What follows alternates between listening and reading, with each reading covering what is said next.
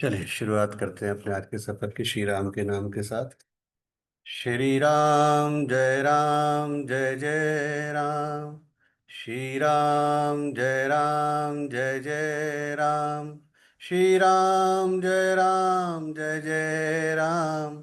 श्री राम जय जय राम। श्री राम जय जय राम।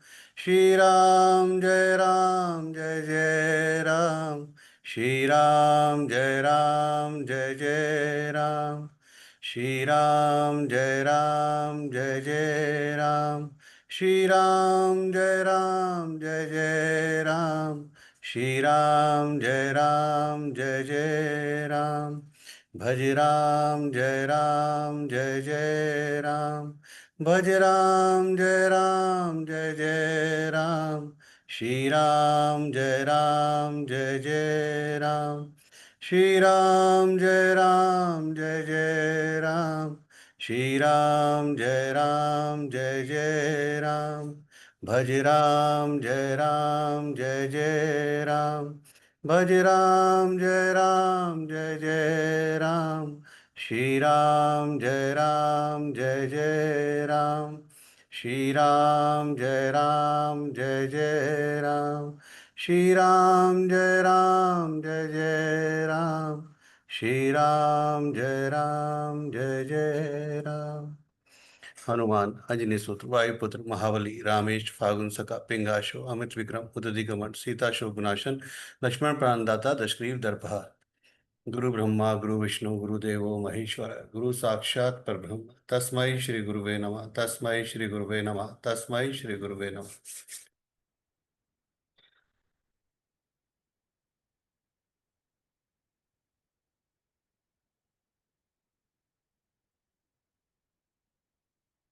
चलिए, आज जो भी दिवंगत आत्माएं हैं 10वीं के श्राद्ध में, उन सबके लिए श्रीमद् भगवद गीता के 10वें अध्याय का महात्म्य है।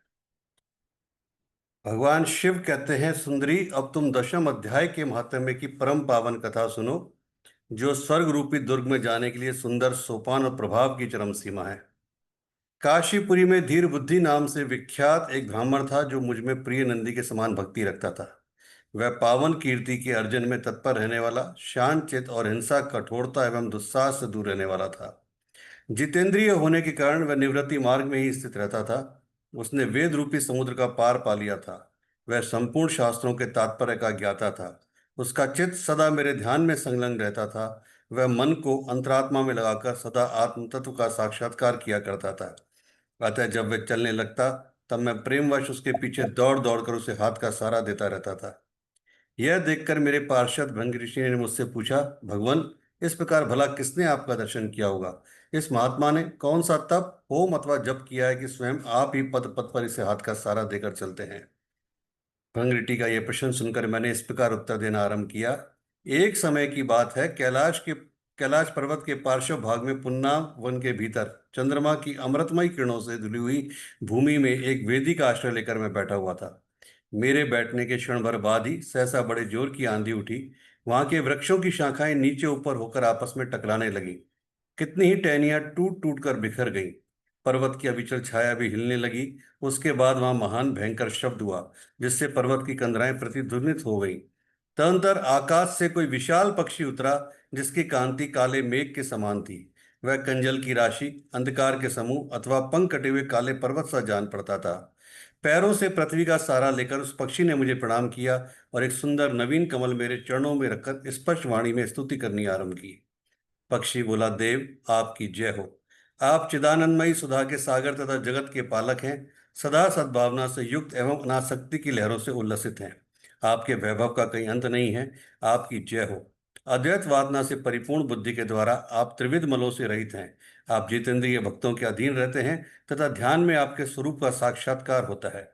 आप अविद्या में उपाधि से रहित, नित्य मुक्त, निराकार, निरामय, असीम, अहंकार शून्य, आवरण रहित और निर्गुण हैं। आपके चरण कमल शरणागत भक्तों की रक्षा करने में प्रवीण हैं। अपने भयंकर ललाट रूपी महासर्प की विष ज्वाला से आपने कामदेव को भस्म किया है। आपकी जय हो।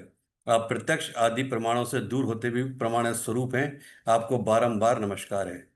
चैतन्य के स्वामी तथा त्रिभुवन रूपधारी आपको प्रणाम है। मैं श्रेष्ठ योगियों द्वारा चुंबित आपके उन चरण कमलों की वंदना करता हूं जो अपार भव पाप के समुद्र से पार उतारने में अद्भुत शक्तिशाली हैं। महादेव, साक्षात बृहस्पति भी आपकी स्तुति करने की दृष्टा नहीं कर सकते। सहस्त्र मुखों वाले नागराज शेष में भी इतनी चातुरी नहीं है कि वे आपके गुणों का वर्णन कर सकें। फिर मेरे जैसे छोटे बुद्धि वाले पक्षी की तो बिसात ही क्या है। उस पक्षी के द्वारा किए हुए स्त्रोत को सुनकर मैंने उससे पूछा, विहंगम, तुम कौन हो और कहाँ से आए हो? तुम्हारी आकृति तो हंस जैसी है मगर रंग कोए का मिला है। तुम जिस प्रयोजन को लेकर यहाँ आए हो उसे बताओ। पक्षी बोला, देवेश, मुझे ब्रह्मा जी का हंस जानिए। धूर्जटे, जिस कर्म से मेरे शरीर में कलीमा आ गई है उसे सुनिए। प्रभो, यद्यपि आप सर्वज्ञ हैं, आपसे कोई भी बात छुपी नहीं है, फिर भी आप पूछते हैं तो बताता हूँ। सौराष्ट्र नगर के पास एक सुंदर सरोवर है जिसमें कमल लहलाते रहते हैं। उसी में से बाल चंद्रमा के टुकड़े जैसे श्वेत मृणालों के ग्रास लेकर मैं बड़ी तीव्र गति से आकाश में उड़ रहा था। उड़ते उड़ते सहसा वहां से पृथ्वी पर गिर पड़ा। जब होश में आया और अपने गिरने का कोई कारण ना देख सका तो मन ही मन सोचने लगा, यह मुझ पर क्या आ पड़ा, आज मेरा पतन कैसे हो गया। पके हुए कपूर के समान मेरे श्वेत शरीर में कालिमा कैसे आ गई। इस प्रकार विस्मित होकर मैं अभी विचार ही कर रहा था कि उस पोखर के कमलों में से मुझे ऐसी वाणी सुनाई दी कि हंस उठो, मैं तुम्हारे गिरने और काले होने का कारण बताती हूँ। तब मैं उठकर सरोवर के बीच में गया और वहां 5 कमलों से युक्त एक सुंदर कमलिनी को देखा। उसको प्रणाम करके मैंने प्रदक्षिणा की और अपने पतन का सारा कारण पूछा। कमलिनी बोली, कल हंस तुम आकाश मार्ग से मुझे लांग कर गए हो, उसी पातक के परिणामवश तुम्हें पृथ्वी पर गिरना पड़ा है तथा उसी के कारण तुम्हारे शरीर में कालिमा दिखाई देती है। तुम्हें गिरा देख मेरे हृदय में दया भर आई और जब मैं इस मध्यम कमल के द्वारा बोलने लगी हूँ उस समय मेरे मुख से निकली हुई सुगंध को सुनकर 60,000 भंवरे स्वर्गलोक को प्राप्त हो गए हैं। पक्षीराज, जिस कारण मुझ में इतना वैभव, ऐसा प्रभाव आया है उसे बतलाती हूँ, सुनो। इस जन्म से पहले तीसरे जन्म में मैं इस पृथ्वी पर एक ब्राह्मण की कन्या के रूप में उत्पन्न हुई थी। उस समय मेरा नाम सरोज वदना था। मैं गुरुजनों की सेवा करते हुए सदा एकमात्र पातिव्रत के पालन में तत्पर रहती थी। एक दिन की बात है, मैं एक मैना को पढ़ा रही थी। इससे पति सेवा में कुछ विलंब हो गया। इससे पति देवता कुपित हो गए और उन्होंने श्राप दिया, पापिनी तू मैना हो जा।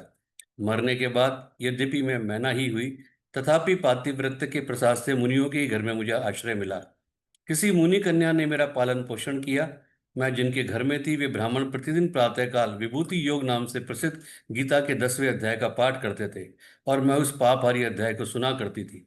विहंगम, काल आने पर मैं मैना का शरीर छोड़कर 10वें अध्याय के माध्यम से स्वर्गलोक में अप्सरा हुई। मेरा नाम पद्मावती हुआ और मैं पद्मा की प्यारी सखी हो गई। एक दिन मैं विमान से आकाश में विचर रही थी। उस समय सुंदर कमलों से सुशोभित इस रमणीय सरोवर में मेरी दृष्टि पड़ी और इसमें उतरकर जो ही मैंने जल क्रीड़ा आरंभ की तो ही दुर्वासा मुनि आ धमके।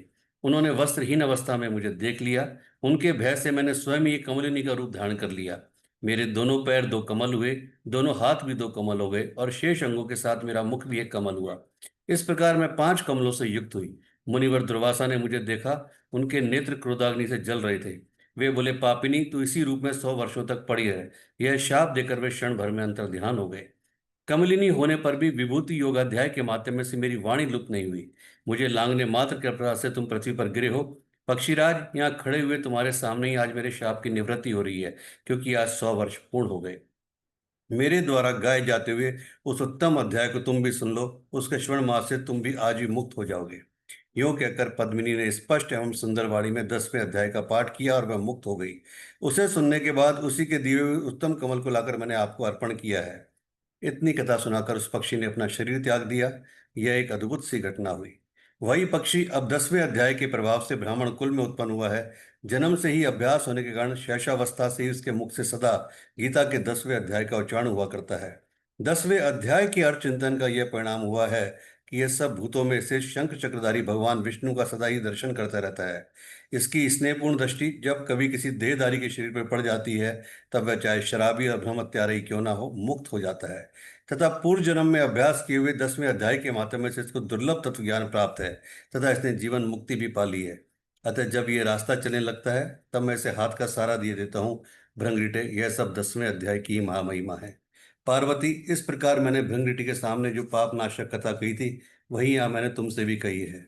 नर हो या नारी अथवा कोई भी क्यों ना हो, इस 10वें अध्याय के श्रवण मास से उसे सब आश्रमों के पालन का फल प्राप्त होता है। ओम श्री परमात्मने नमः। 10वां अध्याय। भगवान श्री कृष्ण चंद्र जी बोले, हे महाभाव, फिर भी मैं मेरे परम रहस्य और प्रभावित वचन श्रवण कर, जो कि मैं तुझ अतिशय प्रेम रखने वाले के लिए हित की इच्छा से कहूंगा। हे अर्जुन, मेरी उत्पत्ति को अर्थात विभूति सहित लीला से प्रकट होने को ना देवता लोग जानते हैं और ना महर्षि जन ही जानते हैं, क्योंकि मैं सब प्रकार से देवताओं का और महर्षियों का भी आदि कारण हूँ। जो मेरे को अजन्मा अर्थात वास्तव में जन्म रहित और अनादि तथा लोकों का महान ईश्वर तत्व से जानता है, वह मनुष्यों में ज्ञानवान पुरुष संपूर्ण पापों से मुक्त हो जाता है।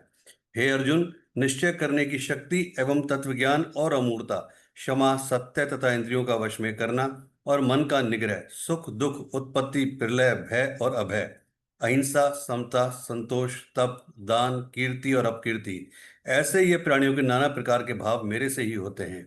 हे अर्जुन, 7 तो महर्षि जन और 4 उनसे भी पूर्व में होने वाले सनकादि तथा स्वयंभू आदि 14 मनु, ये मेरे में भाव वाले सब के सब मेरे संकल्प से उत्पन्न हुए हैं, कि जिनकी संसार में यह संपूर्ण प्रजा है। जो पुरुष इस मेरी परमेश्वर रूप विभूति को और योग शक्ति को तत्व से जानता है, वह पुरुष निश्चल ध्यान योग द्वारा मेरे में ही एक ही भाव से स्थित होता है। इसमें कुछ भी संशय नहीं है। मैं वासुदेव ही संपूर्ण जगत की उत्पत्ति का कारण हूँ और मेरे से ही सब जगत चेष्टा करता है। इस प्रकार तत्व से समझकर श्रद्धा और भक्ति से युक्त हुए बुद्धिमान भक्तजन मुझ परमेश्वर को ही निरंतर भजते हैं। वे निरंतर मेरे में मन लगाने वाले और मेरे में ही प्राणों को अर्पण करने वाले भक्तजन सदा ही मेरी भक्ति की चर्चा के द्वारा आपस में मेरे प्रभाव को जनाते हुए तथा गुण और प्रभाव सहित मेरा कथन करते हुए ही संतुष्ट होते हैं और मुझ वासुदेव में ही निरंतर रमण करते हैं। उन निरंतर मेरे ध्यान में लगे हुए और प्रेम पूर्वक भजने वाले भक्तों को मैं तत्व ज्ञान रूप योग देता हूं, कि जिससे वे मेरे को ही प्राप्त होते हैं। हे अर्जुन, उनके ऊपर अनुग्रह करने के लिए ही मैं स्वयं उनके अंतःकरण में एक ही भाव से स्थित हुआ अज्ञान से उत्पन्न हुए अंधकार को प्रकाश में तत्व ज्ञान रूप दीपक द्वारा नष्ट करता हूं। इस प्रकार भगवान के वचनों को सुनकर अर्जुन बोले, हे भगवान, आप परम ब्रह्मा और परम धाम और परम पवित्र हैं, क्योंकि आपको सब ऋषिजन सनातन दिव्य पुरुष एवं देवों का भी आदि देव, अजन्मा और सर्वव्यापी कहते हैं। वैसे ही देवर्षि नारद, असित और देवल ऋषि, महर्षि व्यास और स्वयं आप भी मेरे प्रति कहते हैं। हे केशव, जो कुछ भी मेरे प्रति आप कहते हैं, इस समस्त को मैं सत्य मानता हूँ। हे भगवान, आपके लीला में स्वरूप को न दानव जानते हैं और न देवता ही जानते हैं। हे भूतों को उत्पन्न करने वाले, हे भूतों के ईश्वर, हे देवों के देव, हे जगत के स्वामी, हे पुरुषोत्तम, आप स्वयं ही अपने से अपने आप को जानते हैं। इसलिए हे भगवान, आप ही उन अपनी दिव्य विभूतियों को संपूर्णता से कहने के लिए योग्य हैं, कि जिन विभूतियों के द्वारा इन सब लोगों को व्याप करके स्थित है। हे योगेश्वर, मैं किस प्रकार निरंतर चिंतन करता हुआ आपको जानूं, और हे भगवान, आप किन किन भावों में मेरे द्वारा चिंतन करने योग्य हैं। हे जनार्दन, अपनी योग शक्ति को और परमेश्वर रूप विभूति को फिर भी विस्तार पूर्वक कहिए, क्योंकि आपके अमृत में वचनों को सुनते हुए मेरी तृप्ति नहीं होती है, अर्थात सुनने की उत्कंठा बनी ही रहती है। इस प्रकार अर्जुन के पूछने पर श्री कृष्ण भगवान बोले, हे कुरुश्रेष्ठ, अब मैं तेरे लिए अपनी दिव्य विभूतियों को प्रधानता से कहूंगा, क्योंकि मेरे विस्तार का अंत नहीं है। हे अर्जुन, मैं सब भूतों के हृदय में से सबका आत्मा हूँ, तथा संपूर्ण भूतों का आदि मध्य और अंत भी मैं ही हूँ। हे अर्जुन, मैं अदिति के 12 पुत्रों में विष्णु अर्थात वामन अवतार और ज्योतियों में किरणों वाला सूर्य हूँ, तथा मैं 49 वायु देवता में मरीचि नामक वायु देवता और नक्षत्रों में नक्षत्रों का अधिपति चंद्रमा हूँ। मैं वेदों में सामवेद हूँ, देवों में इंद्र हूँ और इंद्रियों में मन हूँ। भूत प्राणियों में चेतनता अर्थात ज्ञान शक्ति हूँ। मैं एकादश रुद्रों में शंकर हूँ। यक्ष तथा राक्षसों में धन का स्वामी कुबेर हूँ और 8 वसुओं में अग्नि हूँ। शिखर वाले पर्वतों में सुमेरु पर्वत हूँ। पुरोहितों में मुख्य अर्थात देवताओं का पुरोहित बृहस्पति मेरे को जान, तथा हे पार्थ, मैं सेनापतियों में स्वामी कार्तिकेय और जलाशयों में समुद्र हूँ। हे अर्जुन, मैं महर्षियों में भृगु और वचनों में एक अक्षर अर्थात ओंकार हूँ, तथा सब प्रकार के यज्ञों में जप यज्ञ और स्थिर रहने वालों में हिमालय पहाड़ हूँ। सब वृक्षों में पीपल का वृक्ष और देव ऋषियों में नारद मुनि तथा गंधर्वों में चित्ररथ और सिद्धों में कपिल मुनि मैं हूँ।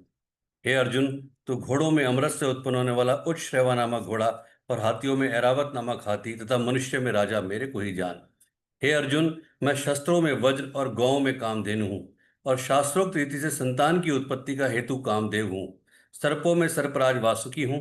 नागों में शेषनाग और जलचरों में उनका अधिपति वरुण देवता हूँ और पितरों में आर्यमान नामक पितरेश्वर तथा शासन करने वालों में यमराज में हूँ।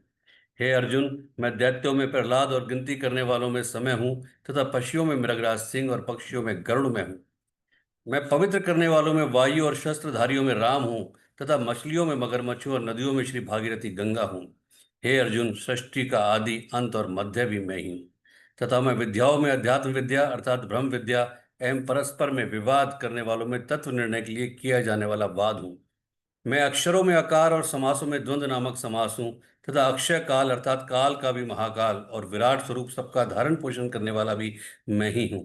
हे अर्जुन, मैं सबका नाश करने वाला, मृत्यु और आगे होने वाली की उत्पत्ति का कारण हूँ, तथा स्त्रियों में कीर्ति, श्री, वाक, स्मृति, मेघा, धृति और क्षमा हूँ।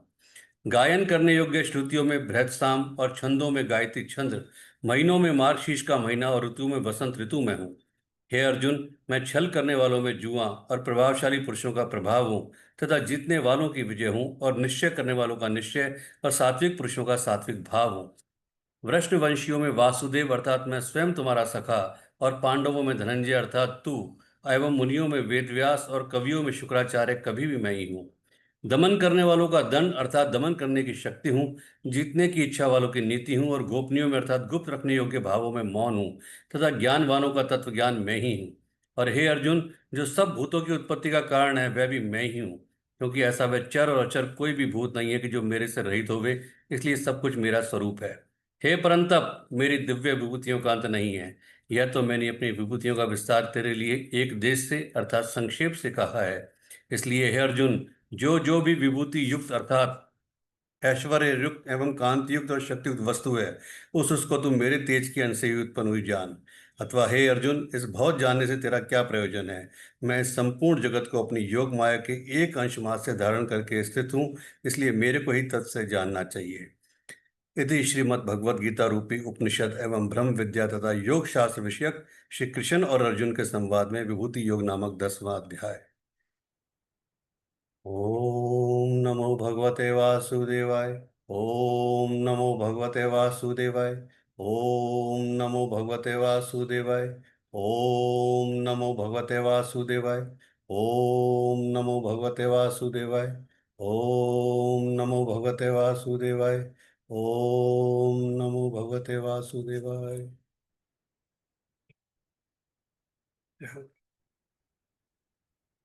जी, ये श्रीमद् भगवद गीता का 10वां अध्याय। आज जो भी दिवंगत आत्मा है उन तक ये पहुंचे और उनको उनके कर्मों के हिसाब से मुक्ति का मार्ग मिले, ऐसी प्रार्थना है ईश्वर से। क्या समझ में आया 10वें अध्याय से? क्या कहता है 10वां अध्याय, बताइए।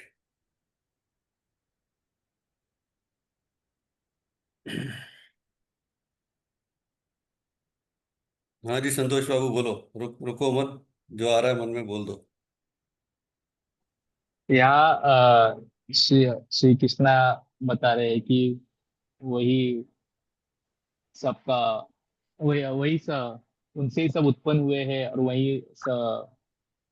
वही सबका अंत होने वाला है करके उनमें ही सब में अंत होने वाले हैं। और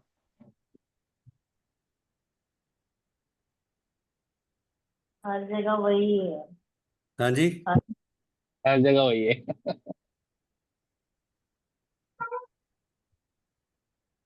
बोलो माधवी। प्रणाम। हाँ जी।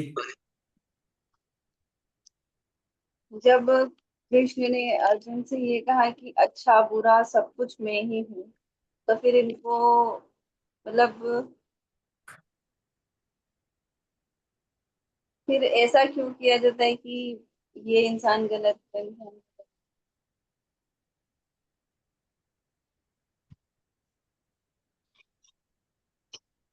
अभी क्वेश्चन नहीं, पहले तो मुझे बताओ 10वें अध्याय ने क्या समझा, आपने समझा क्या? उसके बाद बात करेंगे क्वेश्चन पे। तो मतलब बताया हुआ है कि सब कुछ तो कृष्ण ही है, अच्छा है चाहे बुरा है, सारे कर्म हमारे सारे कृष्ण में ही है, और सब कुछ उनकी योग माया के जरिए ही सब कुछ चल रहा है, हमको चलाने वाले भी वही हैं। हम्म। ज्योति जी। नमस्ते गुरुदेव। नमस्ते जी। गुरु जी, जो मैंने आज समझा वो ये है कि पहले तो जब हमने जो स्टोरी पढ़ी इससे पहले उसका कहना ये है कि जो भी अगर 10वें अध्याय का अध्ययन करता है तो उसमें उसमें एक तरीके से एक तेज या यूं कहें कि उसका मोक्ष इस तरीके से होता है कि वो खुद ही पूजनीय हो जाता है, क्योंकि जब वो कमलिनी के ऊपर से जब हंस क्रॉस हुए तो उनको वो जो उनका जो परिवर्तन हुआ वो उसके तेज से ही हुआ है ना। एंड देन जब वो अपने स्वरूप में आई तो उनके पास इतना वो था कि उसको भी वो सुना के मुक्त करने की उनको यू कैन से कि उनके अंदर वो एनर्जी थी। ठीक है, ऐसा मुझे समझ में आया। प्लस उसी को जब अर्जुन को जब श्री कृष्ण समझा रहे हैं तो ये कह रहे हैं कि तुम जो भी चीज देख रहे हो, लाइक हर चीज में श्रेष्ठ मैं हूँ, हर चीज का। चाहे वो एक पर्वत है जैसे हिमालय, या जैसे धनुर्धारियों में अर्जुन खुद, या देवों में इंद्र, तो वो सभी में कह रहे हैं कि वो मैं हूँ, है ना। तो जो भी चीज हम करते हैं, जो भी हम करना चाह रहे हैं, अगर हम अपनी इंद्रियों को, जैसे पहले स्टोरी में भी कहा गया कि जो जितेंद्र है, जो अपनी इंद्रियों को अपने वश में कर सकता है, और फिर उसके बाद जब हम कोई भी कर्म कर रहे हैं तो वो श्रेष्ठ कर्म है और वो हम वासुदेव को समर्पण करके ही करना जाने। हम्म।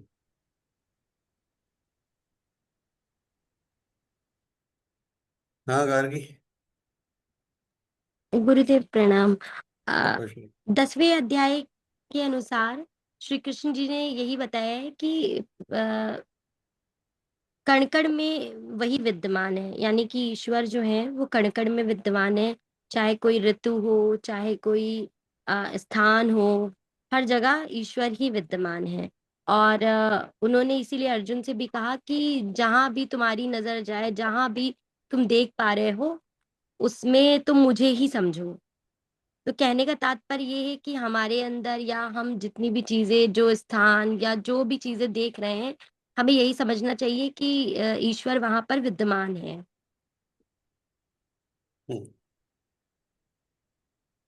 अक्सर देखते हैं कि है ना, नॉर्मली हम ये मानते हैं कि केवल एक जो सजीव होता है उसके अंदर ही ईश्वर है। ऐसा नहीं है। जो निर्जीव भी कोई चीज है, चाहे आपका कोई भी चीज हो, आपका चाहे वो बेड हो, टेबल हो, पेड़ हो, पौधा हो, पत्थर हो, हर चीज में ईश्वर विद्यमान है। और एक चीज और है कि आप कभी भी देख लीजिएगा प्रैक्टिकली कि जब भी आप अपनी किसी भी चीजों को जितना रेस्पेक्ट देंगे, वो चीजें आपको उतना रेस्पेक्ट देती हैं और उतना आपके लिए अकॉर्डिंगली काम करती हैं।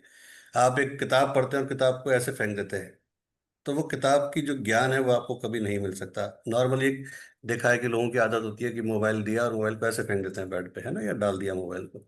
मोबाइल क्या है? मोबाइल आज की तारीख में आपका मैक्सिमम लोगों का इनकम का सोर्स है, ठीक है, क्योंकि उसी से आप सारा कम्युनिकेशन करते हैं, सब कुछ करते हैं। तो जितना आप चीज़ों को रेस्पेक्ट देते हुए चलेंगे और ये मानेंगे कि इसके कण कण में, एक एक चीज़ में यही है, यही सब कुछ है, तभी आपको वो चीज़ भी रेस्पेक्ट देगी और उतना ही अच्छा आपके साथ काम करेगी। आप देखना, आप जितना अपनी चीज़ों को रेस्पेक्ट देते हुए चलोगे, मोबाइल को, अपनी गाड़ी को, या किसी भी चीज़ को, उतना ही वो कम से कम खराब होंगे, उतना ही वो आपको अच्छी सर्विस देंगे, उतना ही वो तरीके से रखेंगे। लेकिन जितना आप उनको केवल ये मानोगे कि केवल एक वस्तु है, उतना ही वो आपके साथ उस तरह से ट्रीटमेंट करेंगे। तो जब हम हर चीज को प्रॉपर वे में काम में लेते हैं, तो उसका रिजल्ट भी आपको उसी पॉजिटिव वे में मिलता है, जिस पॉजिटिव में कहते हैं ना कि जो आप दोगे वही आपको मिलेगा। तो जिस चीज के साथ आप जैसा व्यवहार करोगे, वो चीज भी आपको, चाहे वो किसी भी रूप में हो। अब ये डिपेंड करता है कि आपके कर्मों के हिसाब से फिर ईश्वर आपको क्या फल देते हैं। एक पहाड़ होता है, उस पहाड़ को जब तोड़ा जाता है तो उसमें जो जो पत्थर निकलते हैं, एक पत्थर आपके टॉयलेट में जाके लगता है, आपके बाथरूम में जाके लगता है, और वहीं एक पत्थर मंदिर की मूर्ति बनता है और उसको पूजा जाता है। पहाड़ वही है, पत्थर वही है, लेकिन एक के भाग्य में क्या था? बाथरूम में जड़ना, आपकी गंदगी को सहन करना, और एक के भाग्य में क्या था? पूजित होना, मूर्ति बन के लगना। सोचिए, वही पत्थर है, वही सब कुछ है। ये केवल कर्मों का फल है और कुछ नहीं है, कि आप किस तरीके से क्या सोच के चलते हैं, क्या करके चलते हैं। और जो एक चीज इसमें सबसे इंपॉर्टेंट आई कि जब भी आप अपनी अध्यात्म को या अपनी साधनाओं को इस लेवल पे ले जाते हैं कि हाँ, एक बहुत उच्च लेवल पे ले जाते हैं, तो आपको आपके आने वाले समय में भी जो नए जन्म मिलते हैं, उसमें आपके पूर्व जन्म की स्मृतियां बनी रहती हैं कहीं ना कहीं। और इसलिए आप कई बार देखते हो कि कुछ बच्चों को कुछ चीज़ें याद हैं कि वो मेरे फादर मदर थे, वो ऐसा था, वो ऐसा था, या वो जो भी था वो याद आती है आपको। और उसी के अनुरूप फिर आप जब काम करते हो तो आपका आने वाला जो जन्म है वो भी और सार्थक सिद्ध होता है।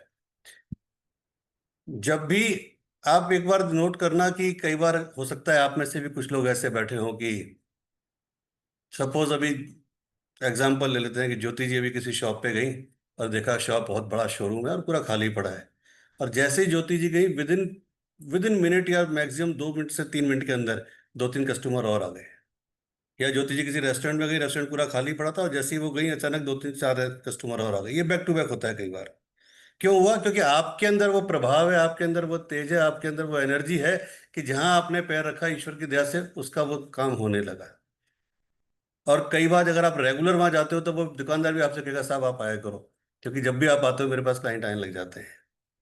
ये क्या है? ये केवल आपकी एनर्जी है, आपकी ऊर्जा है, उसका आशीर्वाद है आपके ऊपर।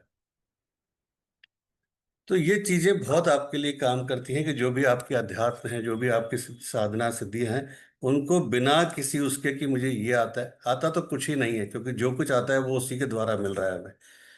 तो उस चीज को ग्रहण करते हुए जितना हम अपनी चीजों को आगे बढ़ाते हैं बिना किसी प्रोपोगंडा के, बिना किसी उसके कि मैंने ये कर लिया वो कर लिया, क्योंकि हर चीज अपने आप में अधूरी है, कोई भी पूर्ण नहीं है। ज्योतिष अपने आप में इतना बड़ा महासागर है कि पूरी जिंदगी कम पड़ जाती है सीखने के लिए। कुछ भी सीखिए, चाहे वो न्यूमरोलॉजी सीखिए, वो टैरो सीखिए, वो जिसे हम ज्योतिष शास्त्र कहते हैं, केपी पाराशर, है ना, भृगुनंदी नाड़ी, कुछ भी सीख लीजिए, कुछ भी अपने आप में महासागर है। केवल हम जो एक नाम लेते हैं कि जी महीना भर, 2 महीना, 6 महीना, 8 महीना, ये तो ये है कि उसका कुछ अंश हम लोग ग्रहण कर रहे हैं बस। वो केवल एक पार्ट है। अगर आज आप ये मैं बोलूं कि भाई 6 महीने में टैरो हम कर रहे हैं, या 6 महीने में न्यूमरोलॉजी कर रहे हैं, या साल भर में न्यूमरोलॉजी कर रहे हैं, ज्योतिष को हम 3 महीने में या 4 महीने में सीख रहे हैं, तो वो केवल एक अंश सीख रहे हैं। बाकी तो इतनी चीजें हैं कि आप सोच नहीं सकते। अभी आपको मैं बताऊं कि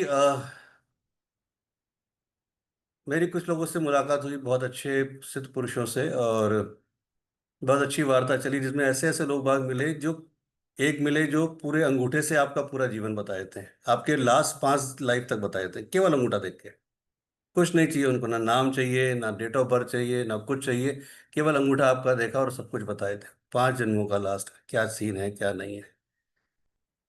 एक व्यक्ति है जो केवल और केवल आपकी चाल को देख के सब कुछ बता देते हैं कि हाँ क्या है क्या नहीं, और पूरा आपका खाका खींच देते हैं कि इसका क्या अस्तित्व है, क्या ये फाइनेंशियली सही है, क्या इसकी हेल्थ में इशू आ रहे हैं, क्या इसका रिलेशनशिप में इशू आ रहे हैं, केवल आपकी चाल देख के। एक व्यक्ति केवल आप जो नाखून काटते हैं, तो जो आपके गिरे हुए नाखून है जो आपने नील कटर से काटे, उनको देख के आपके बारे में सब कुछ प्रेडिक्ट कर देते हैं। कोई शख्स, एक लेडीज से मुलाकात हुई, वो केवल आपके दांतों को देख के, आपके दांतों की फोटो चाहिए, वो पूरा खाका खींच देती है कि आपके इतने बच्चे हैं, इतने ये हैं, इतनों की डेथ हो गई, इतनों का आपने अबॉर्शन कराया, ये करा, ईच एंड एवरीथिंग।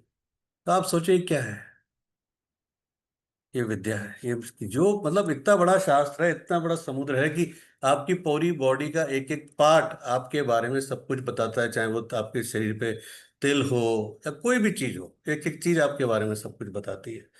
इतना बड़ा समुद्र है। तो 10वां अध्याय का मतलब केवल यही है कि जितना आप उसमें गहनता से डूबते जाते हैं, ईश्वर को सब कुछ मान के कि जो है वही परम पिता है, वही परमात्मा है, उसी के आशीर्वाद से जो कुछ मैं सीख पा रहा हूँ, कर पा रहा हूँ, तो चीजें आपके लिए बहुत अच्छी काम करती हैं और आगे तक आपको उस विद्या में लेके जाती हैं।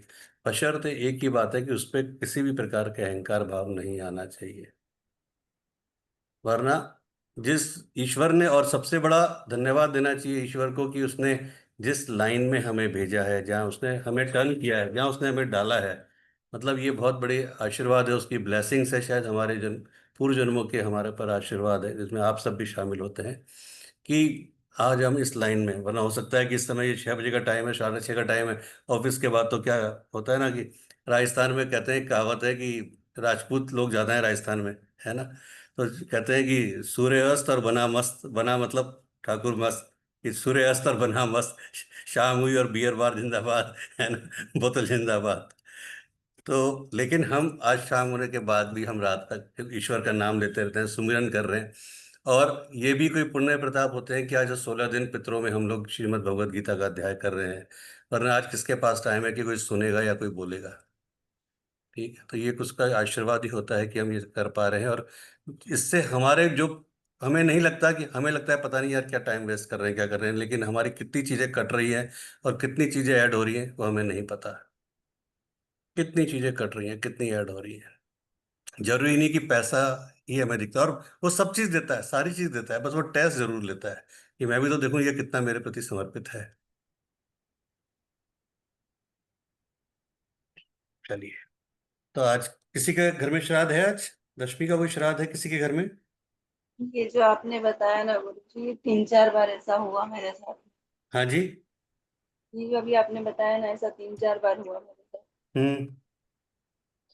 कि मैं कहीं गई और मतलब आवाज थोड़ा तेज बोलो, माधवी, आवाज बहुत धीरे आ रही है आपकी।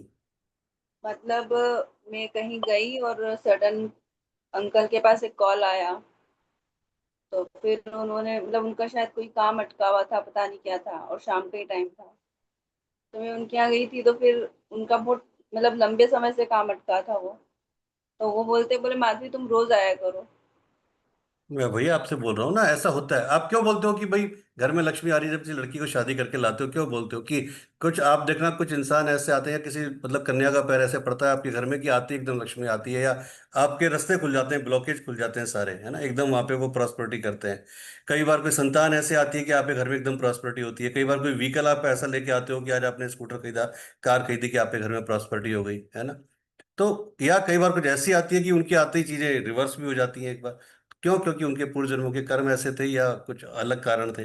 तो ये डिपेंड करता है कि हाँ किस तरह की सोल है, किस तरह की चीजें करके आई है, क्या करके आई है। ये एक चीज डिपेंड करती है, कोई भी ऐसे ही नहीं आता। मेडिकल पे जाती हूँ, वो तो मुझे आधा घंटा बिठा के रखते हैं, बोल दीदी बैठो, चेयर लगा देता हूँ। बहुत बढ़िया। इसीलिए मैं भी तुमको अपने क्लास में बुलाता हूँ कि देवी तुम भी आया करो, है ना। ठीक है। भाई वही मेरा भी तो कुछ उद्धार हो तो ऐसा। पर हाँ, वही बात भी जी, हमारी क्लास में भी आ जाया करो, हमको भी थोड़ा आशीर्वाद मिले। ठीक है, तो इसलिए मैं भी आशीर्वाद चाहता हूँ। तो ये बनाए रखना मेहरबानी करके। ठीक है। चल जी, साहू सर क्या बोल रहे थे आप? मैं एक्चुअली कल, आज तो नहीं है, नवमी का जब जब मैं कल जल तर्पण कर रहा था तो अचानक दिमाग में कुछ क्वेश्चन घूम रहे थे। जैसे मान लीजिए कि हम जो जल चढ़ा रहे हैं, उनको अर्पण कर रहे हैं, वो तो पितृ हमारे हैं जो इस शरीर को छोड़ मतलब इस दुनिया को छोड़ के चले गए हैं। लेकिन उनमें से कुछ ऐसे भी तो होंगे जो वापस आए हैं, जैसे हम हैं। हम भी तो किसी के पितृ रहे होंगे ना। जी। तो हम तो हमको ये महसूस क्यों नहीं होता कि मतलब जैसे हम अब उसके बाद हम उनको भोजन भी देते हैं और सारी सारी क्रियाएं जब उनके लिए करते हैं, तो कहीं उनको ये महसूस होता होगा कि कोई उनके लिए कुछ कर रहा है, या फिर ये ऐसा ही मतलब सूक्ष्म रूप से सब कुछ कट रहा है। क्योंकि अगर हम भी वापस आए हैं तो डेफिनेटली कोई हमारे लिए भी कर रहा होगा। जरूरी नहीं है, लेकिन ऐसा मान सकते हैं कि भाई अगर हम इस जन्म में आए हैं तो पहले कभी किसी के पितृ तो होंगे ही ना। जी। तो हमको क्यों नहीं महसूस होता कि अगर ऐसा कुछ हो रहा है हमारे लिए तो पता क्यों नहीं चलता। बस ऐसे ही एक आया जिज्ञासा, तो मैंने पूछा अपनी धर्म क्या होता पत्नी है से, कि तो जब बोले आप चल इस के देह से पूछना। जाते हो, जब आप शरीर को छोड़ के जाते हो, तो आपकी याददाश्त वापस चली जाती है। मैंने आपसे बोला, मैंने 99.99% लोगों की याददाश्त वापस चली जाती है। जो अभी 10वें अध्याय में बताया कि वो 0.1% हैं जो अपनी साधना को उस लेवल तक ले जाते हैं जिनके की याददाश्त बनी रहती है, और जिनको अपना पिछले 3 जन्मों का, 5 जन्मों का, 7 जन्मों का या 11 जन्मों का याद रहता है। तो हम 99.99 में आ पाए कि जिसमें कि आपको वो एहसास ही नहीं है कि कोई आपके लिए भी कर रहा है, नंबर 1। नंबर 2, जो आते हैं जिन्हें आप जल अर्पण कर रहे हैं, तर्पण कर रहे हैं, या जो भी आप भोजन कर रहे हैं, डेफिनेटली वो आते हैं। अब वो किस रूप में आते हैं? कोई कौवे के रूप में आएगा, कोई चींटी के रूप में आएगा, कोई किसी ना किसी रूप में वो लेके जाते हैं। ग्रहण तो करते हैं, ये तो पक्का है, ऐसा नहीं है। ग्रहण करते हैं, वो आपका श्रद्धा भाव है कि किस वे। यहाँ पे भी एक इम्पोर्टेंट बात आती है कि आप किस भाव से आप उनको वो अर्पण कर रहे हैं और किस तरीके से दे रहे हैं, तो उसी हिसाब से वो ग्रहण भी करते हैं। ये पक्की बात है। एक हम्म। सबसे बड़ी गलती जो कई बार मैंने देखा और मैक्सिमम लोग बात करते हैं, जो वो ये करते हैं कि आपने खाना दिया, सपोज आपने रोटी निकाली, है ना, मैंने पहले भी एक बार बताया था कि सुबह डेली अगर आप रोटी निकालते हो, डॉग के लिए निकालते हो या किसके लिए निकालते हो, और आप अपनी रोटी को हाथ में लेकर आपने पत्थर के ऊपर रख दिया कहीं भी, या आपने किसी भी एक किसी शिला के ऊपर रख दिया, बालकनी पर रख दिया कि वो खा लेगा। आप सोच के देखो, अगर आप किसी के घर जा रहे हो या आपको कोई रोटी दे रहा है और मैं आपके हाथ पे रोटी रख दूं, तो एटलीस्ट एक प्रॉपर वे में एक पेपर, साफ पेपर के ऊपर, एक नीट एंड क्लीन पेपर, पत्तल, कुछ भी लो, एक प्लेट के ऊपर उसको रखना है, जिससे वो भी आए तो तरीके से ग्रहण करें उस चीज को। आप सोच सोच के देखो कि आप जैसा महसूस करते हो कि मैं आपके साथ जैसा व्यवहार करूं, तो आप भी तो उनके साथ ऐसा व्यवहार करो जो आपके पास आ रहे हैं। हम, पता चलता है पुराना फटा हुआ पेपर, रद्दी का पेपर लेके उसके ऊपर लपेट के वो नहीं खाएंगे, और खाएंगे भी तो वो भाव नहीं आएगा, क्योंकि आप कैसे दे रहे हो वो सबसे इंपॉर्टेंट पार्ट है, आप किस तरीके से उनको दे रहे हो। तो ये सब चीजें हैं। बाकी हाँ, पक्का आते हैं। और हमारे लिए जो हम, जब भी हम, जो हमने अपना शरीर छोड़ा है और आज वापस हम मनुष्य शरीर में आए हैं, तो डेफिनेटली जो हम शरीर छोड़ के आए हैं, तो हमारे जो जो भी अब नई पीढ़ी होगी जो चल रही होगी वो हमारे लिए कर रही होगी। लेकिन महसूस इसलिए नहीं होता कि हमारी शायद साधना उस लेवल पे नहीं थी, या कई बार महसूस भी होता है। कैसे महसूस होता है कि जरूरी नहीं इसी समय पे महसूस हो। आप एक चीज को देखिएगा साहू सर, की आप सपोज फ्लाइट में जर्नी कर रहे हैं और अचानक कोई चेहरा आपको दिखा, ठीक है, वो एयर होस्टेस के रूप में हो सकती है, कोई क्रू मेंबर के रूप में हो सकती है, या कोई पैसेंजर के रूप में हो सकती है। पता नहीं क्यों आपको लगता है कि यार इसके साथ बात करनी चाहिए, इसके साथ कुछ अटैचमेंट है, कुछ खिंचाव आ रहा है, कुछ ना कुछ ऐसा है। या कोई आपके पास ही आके बैठा है और आपने, चाहे कितनी ही महंगी हो, अगर हम फ्लाइट की बात कर लेते हैं चलिए, है ना, कि 250-300 रुपए की चाय है, 400 रुपए को, तो भी आप उसको, आपको पिलाने में कहीं ये नहीं होता कि मैं इसको चार जबरदस्ती 300 रुपए की क्यों पिला रहा हूँ अपनी तरफ से। आपको बल्कि खुशी होती है, आपको तृप्ति होती है, यार नहीं, पता नहीं क्या सुकून मिल गया। मतलब आप जानते नहीं हो, पहली बार आपके पड़ोस में आके बैठा है, और आपको सुकून क्या मिल गया, क्योंकि कहीं ना कहीं कोई अटैचमेंट रहा है पिछले जन्म का, तभी वो आपको सुख। अदरवाइज आप नॉर्मल वे में अपने किसी जान पहचान वाले को 300 रुपए की चाय नहीं पिलाते, है ना, लेकिन उसको पिला के आप खुश हो जाते हो। क्यों? क्योंकि वो रीजन है कि उसका आपके साथ पूर्व जन्मों का जो संबंध है, कहीं ना कहीं वो एक होता है, फील होता है। और ये अक्सर होता है कई बार कि आप किसी भी ट्रैवल में जाएं या कहीं भी जाएं, तो ये अक्सर हो जाता है कि कोई ना कोई हमें अट्रैक्ट करता है। और वो इसलिए अट्रैक्ट करता है कि वो, कई बार ऐसा होता है कि कोई शव यात्रा जा रही है और आप भी वहां से गुजर रहे हैं, अपनी गाड़ी से गुजर रहे हैं, अपने फोर व्हीलर टू व्हीलर से, या तो आप उसमें शामिल हो जाएंगे, 1 मिनट नहीं भी होंगे तो एटलीस्ट साइड में गाड़ी रोक के 2 मिनट के लिए प्रार्थना करते हैं। जरूर कोई ना कोई संबंध है, ऐसा नहीं है, वरना तो आपकी तरह और भी लोग वहां गुजर रहे हैं, चलते जा रहे हैं, लेकिन आप रुके हैं, आपने प्रार्थना की है, आंखें बंद की है, कुछ ना कुछ वो इसका आपका कार्मिक संबंध है कि आप उसके लिए दुआ कर रहे हो, पेट वो कर रहे हो, तो वो चीजें काम करती है आपकी। कोई भी चीज ऐसे नहीं होती sir. Thank you so much. नहीं, ऐसा होता है, अक्सर होता है। अभी रिसेंटली मैं जब इंडिया से आ रहा था, दिल्ली में टर्मिनल ए से टर्मिनल सी बस से जाना पड़ता है। जी। तो बस में मैं जब चढ़ा तो सब सब बैठे हुए थे, मतलब खड़े होने की ही जगह थी। अचानक एक बुजुर्ग उठे जो मुझसे ज्यादा एज के रहे होंगे, मैं खुद ही इस एज में हूँ, वो करीब 70-75 के रहे होंगे, और उन्होंने जबरदस्ती मेरे को अपनी सीट में बिठा के खुद खड़े हो गए। मतलब नॉर्मली ऐसा होता है कि भाई कोई यंग उठ के बुजुर्ग हाँ, को सही सीट बात देता है। है, वो बुजुर्ग उठ के मुझे सीट दे के बैठा दिया। ऐसा होता है सर कई ये बार की, है ना, कोई आपको वो करता, तो ये रीजन वही है कि कोई ना कोई चीजें हैं ऐसी, कोई ना कोई कार्मिक है कि जिसकी वजह से आप ये चीज कर पाते हैं, और जिसको लेनी होती है वो लेता है सर।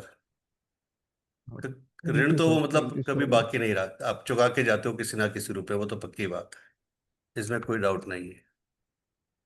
चलिए पितृ थैंक यू। गायत्री मंत्र कर लेते हैं एक बार, जिससे कि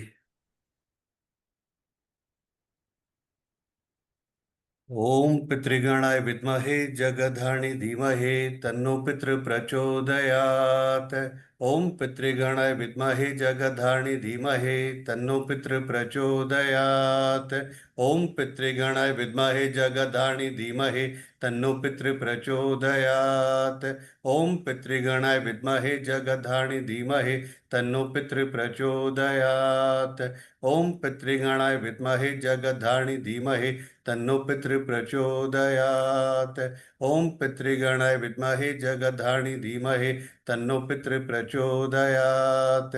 ओम पितृगणाय विद्महे जगधानि धीमहि तन्नो पितृ प्रचोदयात्। ओम पितृगणाय विद्महे जगधानि धीमहि तन्नो पितृ प्रचोदयात्। ओम पितृगणाय विद्महे जगधानि धीमहि तन्नो पितृ प्रचोदयात्। ओम पितृगणाय विद्महे जगधानि धीमहि तन्नो पितृ प्रचोदयात्। ओम पितृगणाय विद्महे जगधानि धीमहि तन्नो पितृ प्रचोदयात्। अभी मेरे पास एक केस आया था संसद में, उसको देख रहा था, स्टडी कर रहा था, और उनका पास्ट लाइफ मैंने किया था। पास्ट लाइफ और आकाशिक दोनों उनका भी किया था थोड़ा टाइम पहले। उस केस में क्या था, वो एक ब्रिगेडियर थे और उनका बेटा न्यूजीलैंड में है और एक बेटा उनका यूएस में है।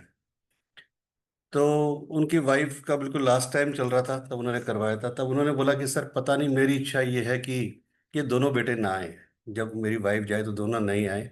मैं नहीं चाहता कि इनके हाथ लगे दोनों के, क्योंकि इन्होंने केवल पैसे से तो फिर भी हमको कुछ पैसा भेजा है हर महीने, लेकिन दिल से कभी अटैच नहीं हुए हमसे, बस ये पैसे भेज के रह गए हम तक, है ना।